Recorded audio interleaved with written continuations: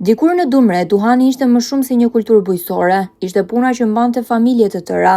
Sot kjo traditë po të kurret çdo vit, mes mungesës së ujit, temperaturave të larta dhe një problemi tjetër që po bëhet gjithnjë më i madh, mungohen punëtorët.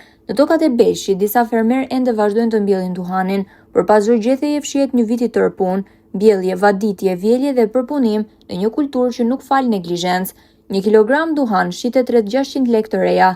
Në pamje të parë një çmim që duket i leverdisshëm, por fermerët thonë se fitimi vihet në provë nga kostot dhe mungesa e ujit.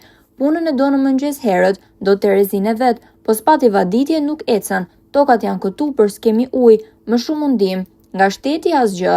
Dhe në kohën e vjeljes një tjetër vështirësi, duar që dikur mbushin arat sot mungojnë. Një fermer tregon se një sezon i vetëm mund të sjellë deri në 10 e 15 kuintal prodhim, por pas shifrave që mund të duken të mëdha fshihet një vit punë.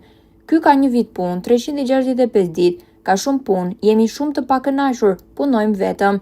Në Dumre prodhohen rreth 50 ton duhan në vit, një pjesë e madhe e të cilit largohet drejt tregjeve europiane, por për fermerët tregu nuk mjafton. Pa ujë për vaditje, pa fuqi punëtore dhe pa mbështetje, kjo kulturë rrezikon të humbas nga tokat e Dumres, dhe bashkë me duhanin mund të shuhet dhe një traditë që për dekada ka qenë pjesë e jetës dhe ekonomisë së familjeve në këtë zonë.